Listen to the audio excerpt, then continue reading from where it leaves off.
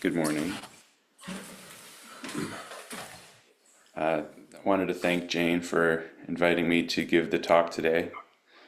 I also wanted to acknowledge her and Peter Schneider as my teachers and express gratitude for their leadership. And I wanted to say that this talk is just to encourage you in your practice. Additional thanks and acknowledgement to Greg Fain, who was my teacher for a long time, not least because this is the way he starts his talks, and he said it would be okay if I did that too.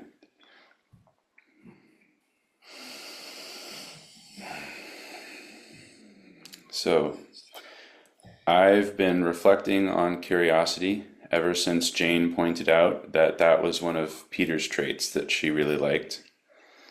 She said something about him reminding her of a cat because of his curiosity. That got me thinking about how curiosity factors into Zen practice. I've often noted how asking a question, like a koan, for example, is more interesting than answering it. Now, maybe you're thinking, well, what's the point of asking a question but not answering it?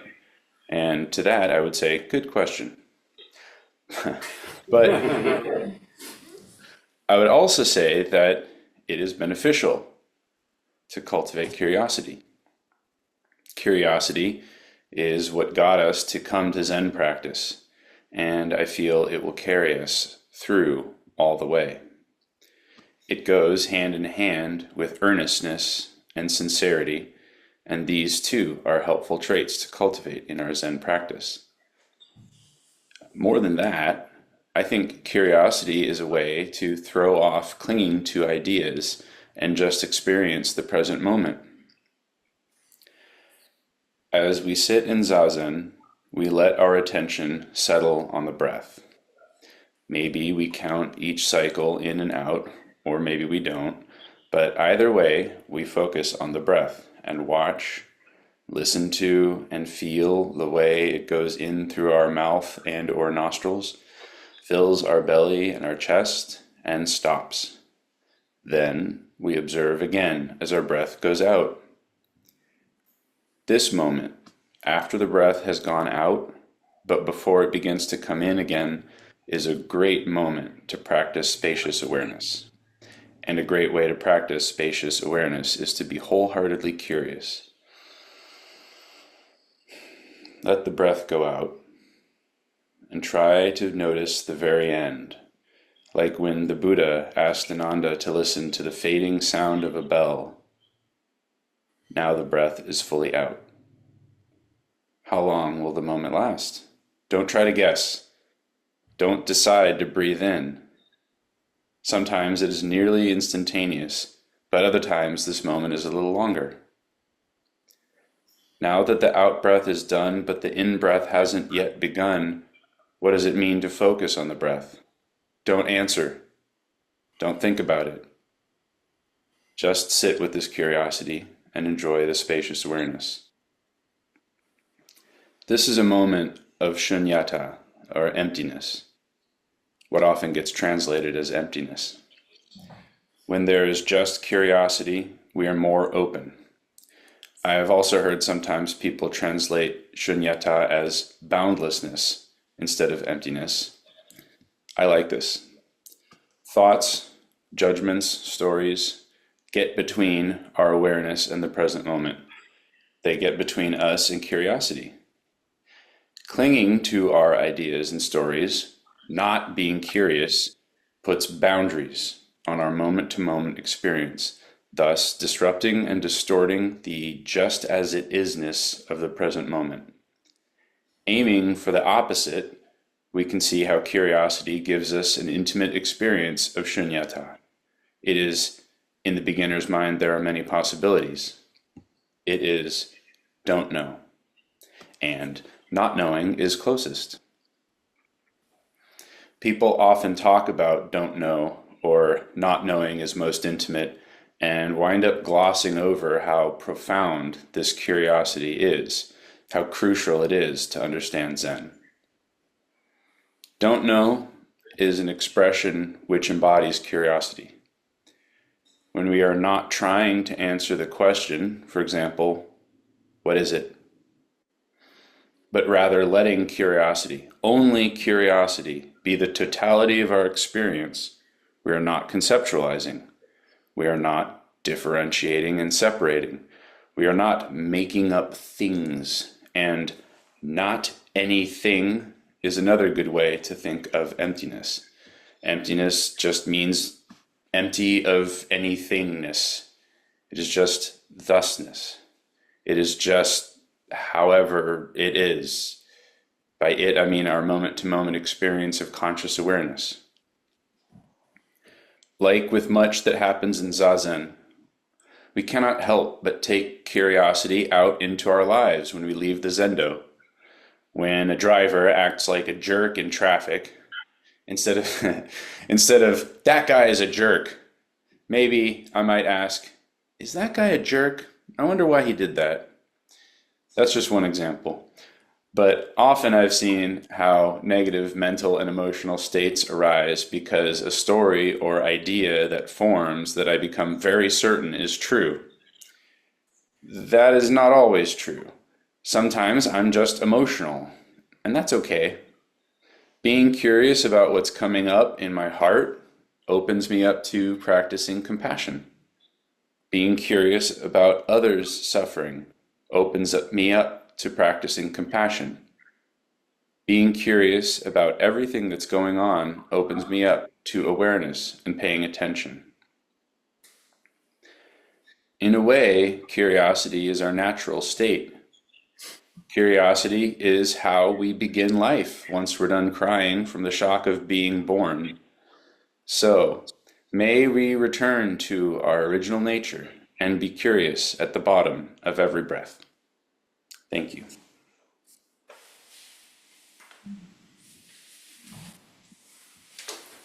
I have a question, Chris. Shoot. You know, we say not knowing is most intimate. And to me, that's a curious state. Peter, you mentioned Peter being curious. He was really curious, but we had a student-teacher relationship, he and I. And he was curious about me and I was curious about him. And I sensed his curiosity as part of his nature, as he did mine. But at times I think our natures could be subverted by our small mind, and curiosity has a purpose. So at times Peter might have a purpose or I had a purpose, and we both knew it, and we'd laugh about it because we were trying to get a result from each other. Do you see a differentiation, or do you see curiosity as part of our true nature? I am not completely understood. Wait, I skipped a few words there. I'm not completely sure if I understood the question. Well, I think you portrayed curiosity as part of our base nature, part of our Buddha nature. And I felt at times that curiosity could be subverted by the small mind. I guess my question is, do you think curiosity is always pure, or that curiosity sometimes takes on the guise of small mind toward an end? Yeah. There's definitely like a sort of small mind version of curiosity, and I'm not being disparaging when I say that. There's definitely a way to be curious in a way using conceptions of things. I always come back down to like engineers are very curious people, and they're very curious about the concepts that they're working with to try and solve problems, and that's good. So yeah, I think that there's the sort of I think that what I've been talking about for this talk is not precisely curiosity, but I was using the word curiosity as a close approximation. And I think it was a good one, you know. But the so in a sense, well, I mean, your question really kind of gets down to a funny, I guess, dichotomy or a construction that comes up a lot when we're talking about small mind versus big mind. Um, and I think it's safe to say that nothing can subvert the curiosity of the original nature. Nothing subverts big mind. That's just not how it works, especially not least because small mind, if you would call it that, is just like contained within big mind. Hey, Chris, Or like as Dogen says, the moon is not hindered by the dewdrop, and the dewdrop is not shattered by the moon. Chris, a couple Yes. weeks back, you and John, there was in the discussion, we were talking about what drives us to practice. You know what I mean? And that was sort of like what makes you take that cushion, what makes people sit for 20 years. And, you just said that curiosity is a name maybe for something else, but I think it's a large part of what drives us to practice. As you know, maybe it has another name, but, once you see it and feel it and touch it, you're curious about it. Yes? How do you see it?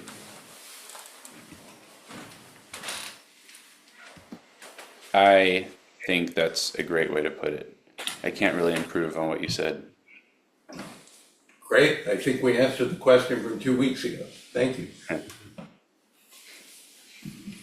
Rachel has her digital hand up.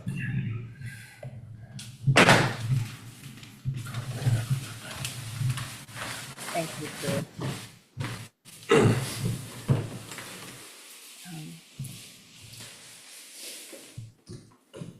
You're speaking of curiosity,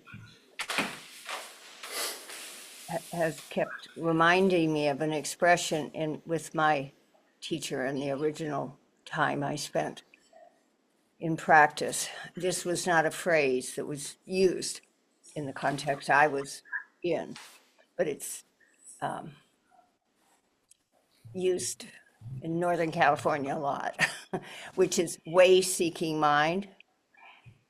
And so when you brought up curiosity, I did think of way seeking mind and the different emanations of that. Sometimes it would appear to be innate, and other times deliberate. And you brought up like engineers being curious.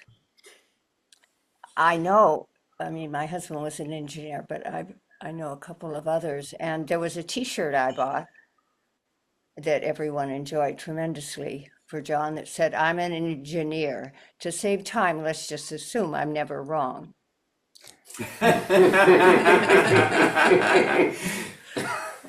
And that, I believe, the reason he and his friends enjoyed that is because they identified, in fact, I would say would be proud of that particular trait, which to me is a particular use of curiosity. And I guess what I'm asking is that difference between that, what I would call innate way seeking versus um, the human strain, the human smell, which is inimitably part of it. I mean, we're human, we smell. I mean, do you understand what I mean? And that they don't have to be two.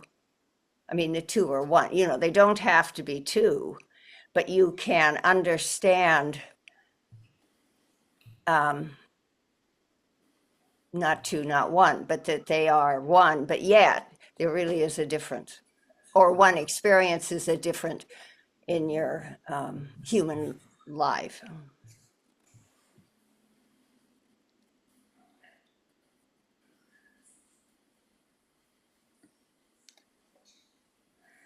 What I was thinking, what your question made me think of is how way-seeking mind is, well, it's what it made me think of, the way of way-seeking mind driving us is like,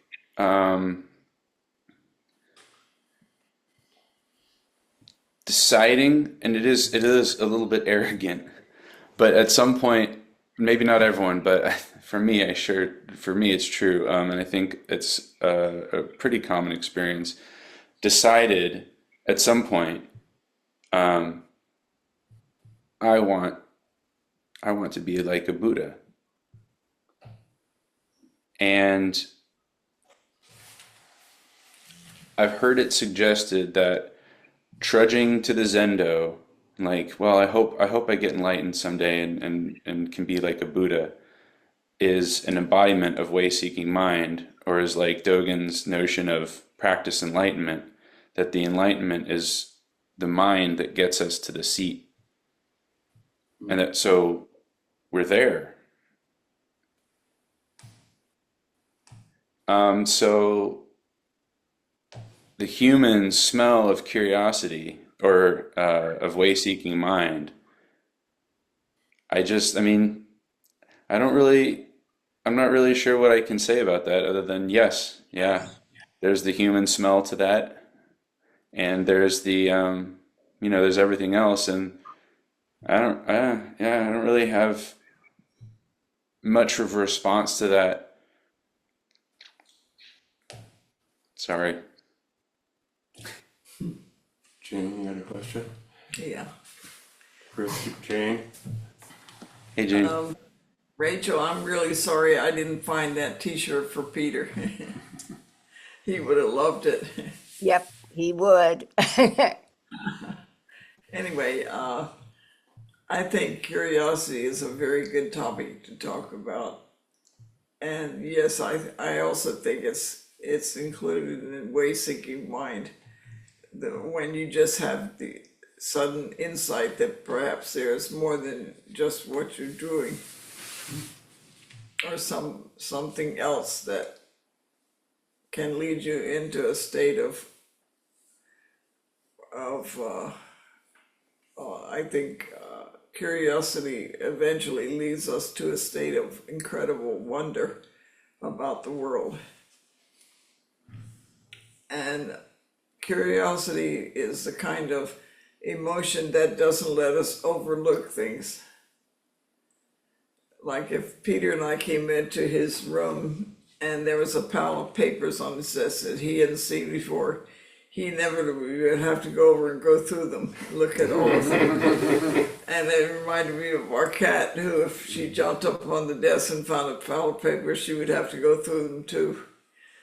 So, yeah. So curiosity leads us to look at everything, not to overlook anything, and not to dismiss anything as unimportant.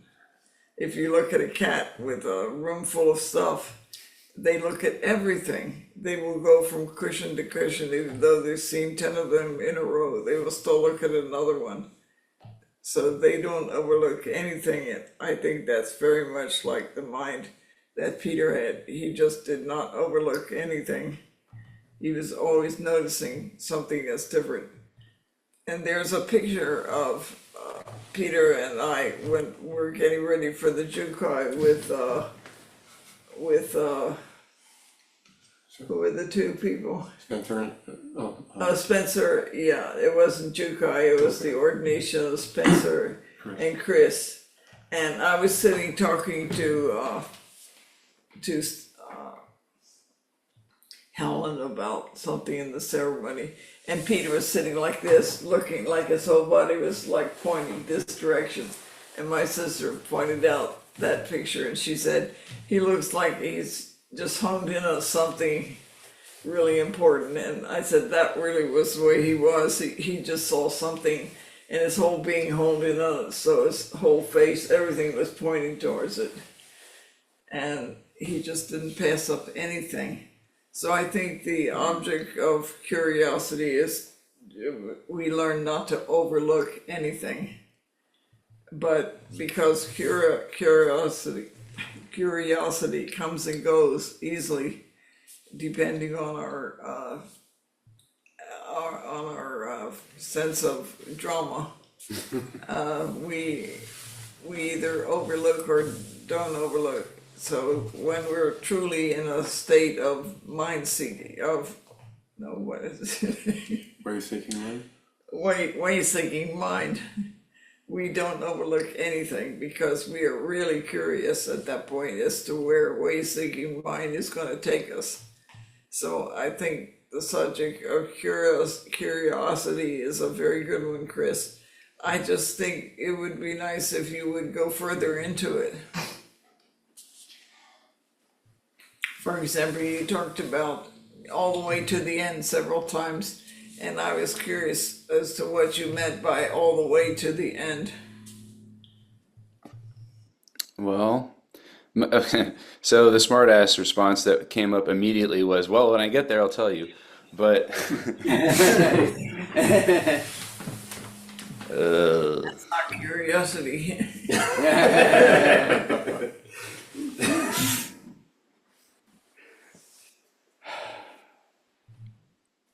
it was kind of a stupid thing to say in the talk, because Actually, I there's don't no think it was. end.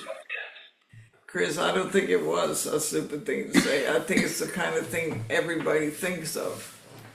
But you just have to go further into it and think about how you would view it if you were a cat. What would you pounce on? Lay out 4 different possibilities and decide which one you honed in on. You mean like what else I might have said instead of carry it through to the end? Yeah. Or how could you have gone further than that? I think what I was alluding to was not an end of something, but just the notion of going beyond. So Okay, carrying that's us through to the end, curiosity carries us beyond our concepts and beyond conventional understanding of our lives. And then what's there, it's very important that we are curious at that moment because we're not going to have any concepts to rely on to frame that experience, I don't imagine. that's a good point made. The fact is, to the end is in the dark.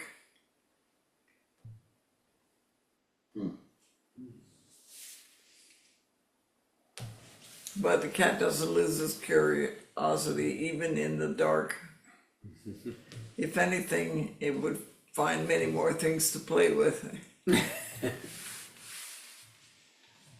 But thank you, Chris. I thought it was a good talk. I enjoyed picking up all the strands of that talk and thinking about them. So I hope if you do another talk, you will continue it. You will continue on the same thing. Just Will really do. dig into it in meditation. Thank you. Mike? Real quick question, I may have missed it. With curiosity, big mind, small mind, there is a responsibility as to how we use it, isn't there? I'm not, could you elaborate Well, that question? It's not getting attached to the curiosity, not letting it just free flow. You have to kind of control it in order to not drag you too far away from the present. Is that part of our, I don't have a better word, but of our responsibility of being curious there is a point where you have to say, okay, I gotta let that go, I've got other things to do type thing, or, you know, was that part of what you were trying to talk about? If I understand your question right, then it's sort of a variation on, well, if there's a car driving at me, shouldn't I get out of the way? Is that a fair? Yeah, but you don't sit there and go, who's driving that car? What color is that car? I'm gonna go chase that jerk and flip him off and stuff like that, which is the way I used to drive. Yeah. And you know, it's like you encounter something, you recognize it, you acknowledge it, but don't we need to, and maybe I'm going into an area you weren't intending to, but with that curiosity, there has to be some kind of governor on it to where you say, okay, enough, you gotta, you know, there's other things. You know, I think and is that, go ahead. I think our karma will govern that curiosity practice well enough that we don't need to put additional guardrails on it. Also, I think that the curiosity or the practice, the way to practice curiosity that I was talking about,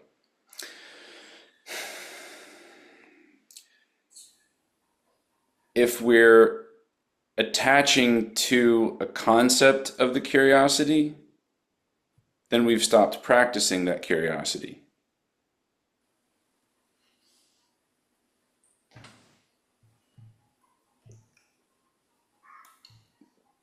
I, that answers my question. Thank you. Chris? Yes. I was thinking that curiosity, profound curiosity doesn't concern itself with superficial things on the whole. So when you start wondering about life and death, you don't start wondering about who's gonna kill us or whatever, you just think about the idea as a whole Beginner's mind. and follow it in your practice. I think that's a good point. If nothing else, curiosity will lead everyone to a really incredible state of wonder about the world. And that's a good place to be in, I think, for all of us. I mean, you could take the practice of curiosity to the point where you're not curious about any particular thing at all. It's just, what is this? Yeah. And sort of just enjoying that, if you could call it enjoyment. But it's an enjoyment of sort. It is an enjoyment. When Peter leafed through the papers, you could see his whole being quivering with enjoyment as he picked the papers up to see what they were, even if they were just a pile of old papers that were left on the desk. It was the same enjoyment as the cat would have picking up the paper and throwing it on the floor or whatever. Anyway, thank you for the talk, Chris. I did enjoy a talk about curiosity.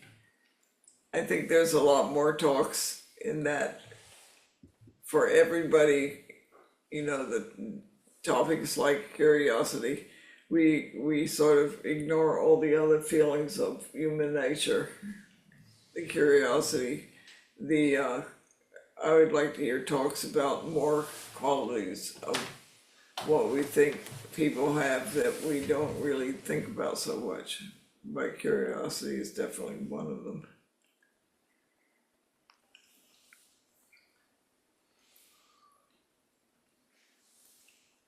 Joel? Hi, Chris, thank you so much for the talk. Yeah, I was really struck where you were talking about the curiosity, the breath has completely left and the new breath has not yet come in. However split a second that is. And that really, it seems like that might be a place where it was very helpful to think in practice that, hey, remember there's that place too. And that place seems like, a kind of place where this there's curiosity about that place and there's no answer. I mean, what is that place about? I don't know. You know, and there's a kind of wonder about that, I don't know, at that moment, possibly.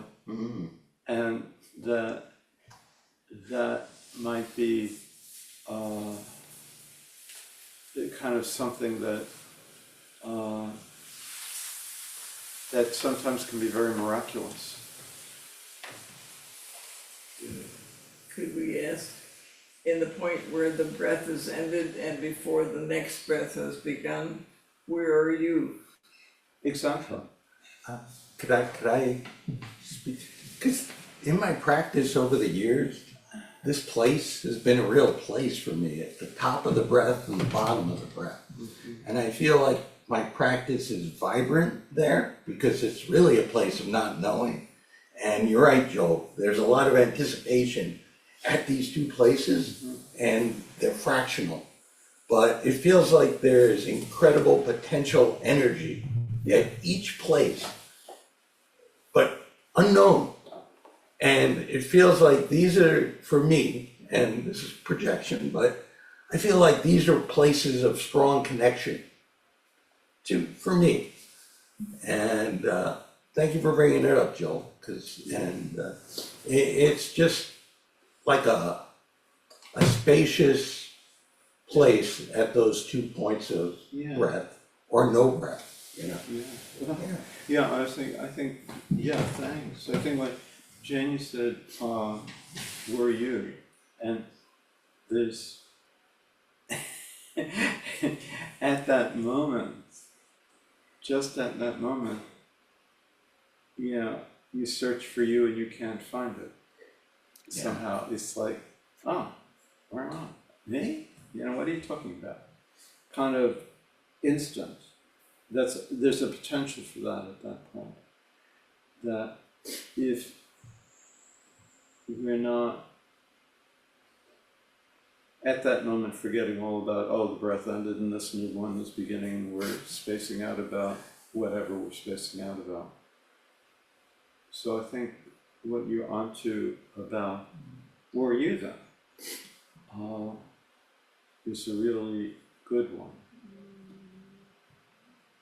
Because if it's really happening, I don't know, like, what are you talking about?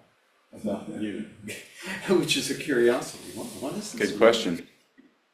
You gotta be kidding. I mean, what are you talking about? I kind of like just blew right past the in that section. I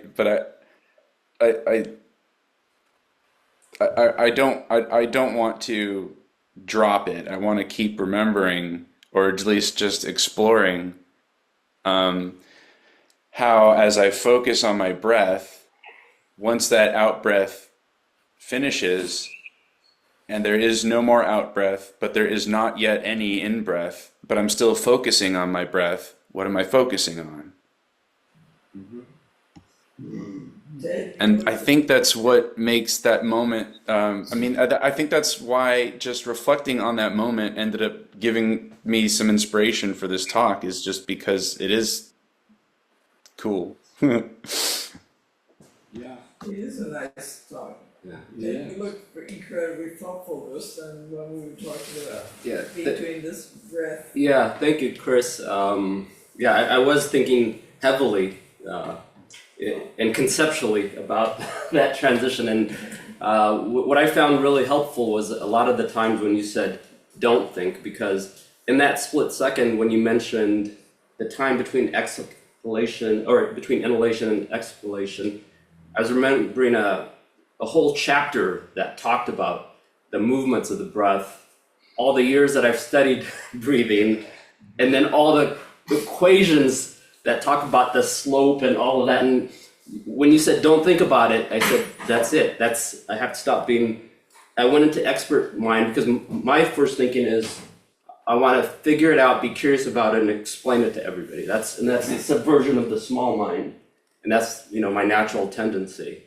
Whereas leaving the question open is the action that I take to counter that. So thank you. But I don't think it's subverting the small mind. I think it's an instance of a small-minded, or in other words, a concept, a mind-based concept, just distracting us, or taking up our attention, and taking our attention, or displacing the attention that would otherwise be focused on nothing, or in other words, focused on big mind, if not focused, but just resting. And so, and again, that's not bad. It seems, maybe it's just in my own head, but sometimes it seems like a lot of times when you talk about like a small-minded concept or an idea or stuff, it's like bad. Like we don't want to do that. But it's not.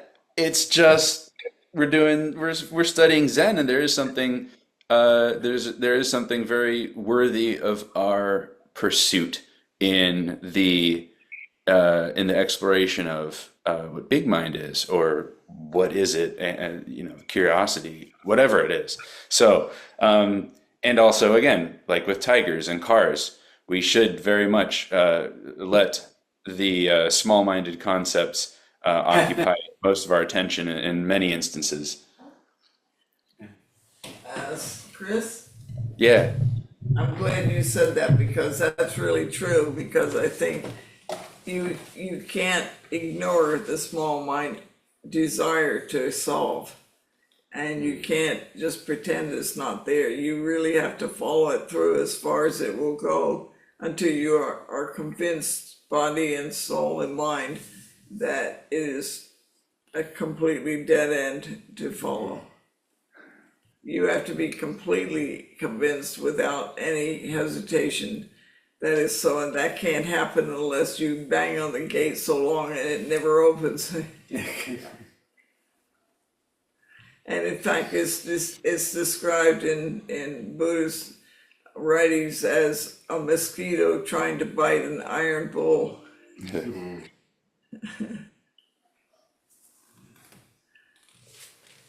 And I was always asking these kind of small-minded questions of our teacher in Japan. His name was Kano Sensei. And so one year on my birthday, he gave me a bowl that he made, and he titled it Iron Bull. Because that's what I was doing all the time.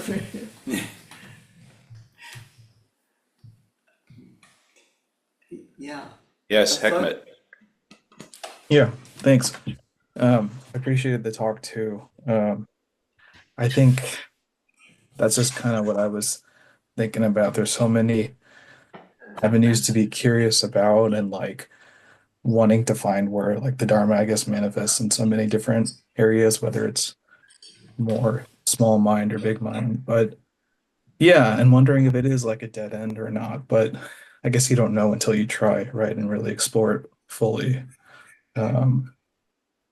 So, I mean, yeah, I appreciated the talk. I think there's a lifetime to be curious about so many different things. But I guess we just keep kind of navigating, right? We hit a dead end and then go back and try a different path, I guess. Maybe if we think we've hit a dead end, it only looks like a dead end because we have stopped being curious enough.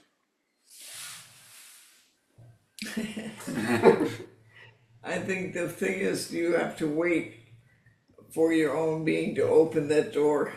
All of you has to come to life and see that. But until you see that from that point of view, you will keep on biting the iron bull until you're really convinced it is not possible with a small mind to answer anything like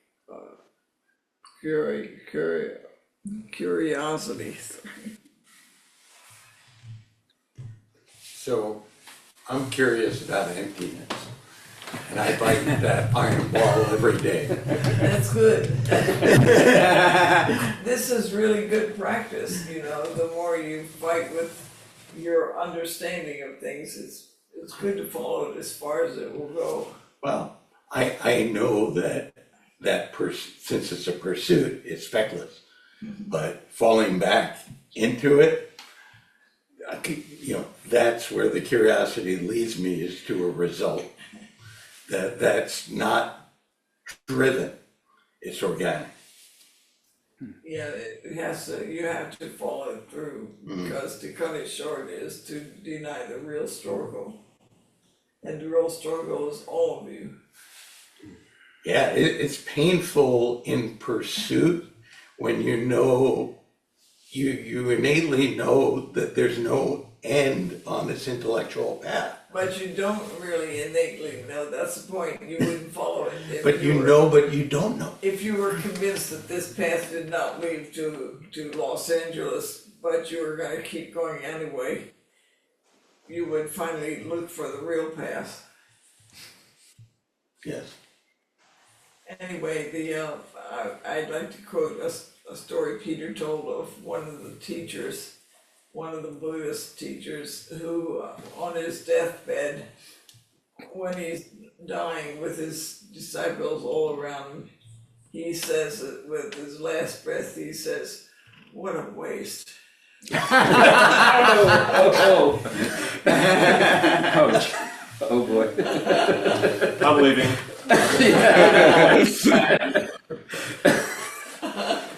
Now I'm curious. He could have just turned sideways and we might have seen the right path, and he kept pushing through kept trying to fight the iron bull. I had heard it's about Peter mentioned that in Dokusan. He said something like at first he said something like what a waste, but he's like no, it was like oh, that's a shame, or oh, that's too bad. And I liked that. Actually, I heard it from my Japanese who told it. The words they used was motai nai. Motai nai means what a waste, but it's something you would say to a child who keeps doing the wrong thing. And his mother would say to the child, "Oh, motai nai, you can do this instead. Try this." Perfect. And she gave a whole lecture once on the words motai nai to everybody. And I didn't understand why he did, but I do now. We were all running around, banging on the walls. I wonder whether that was the word the teacher used when he was dying, in that sense. You know, like you'd say to a child, oh, what a waste. He said motai nai. I was wondering, in the koan. Probably he meant, oh, I could have just saved myself all that trouble if I had just stopped and done this instead. Yeah. Maybe he saw everything opening up and he said it was already open, what was I fighting for? What was the whole thing about? It's already right there. Yeah, I was thinking with... It's like you said, Jane. The struggle is the only real. Success is meaningless. Did I say that? Actually, my mother had a very interesting experience when she was in the hospital with scarlet fever, and the doctors did not expect her to live. And at one point, she was so delirious, she said she jumped up out of the bed wearing just the little hospital gown and ran up and down the halls, grabbing everybody she met, and she was yelling to them, "You don't have to fight, you're already in heaven. This is already heaven." And she said, and she kept saying, "You don't have to fight anymore, all you have to do is look." She was about 21 or 2 at that age. June, did you have a question? Oh, I just had a comment and appreciation for you, Chris, for bringing curiosity to the talk today. And in a practical sense, for me, when I reflect upon the subject, what comes to my mind is that when I assumed something, that's when I was furthest from the truth. And when I was open to the possibility, and if I stayed curious, that was actually the most honest and closer space to the truth itself. So yeah, thank you for bringing this subject today. It made me think about it even more. Thank you very much for your comment. of support, and for what you said. Yeah.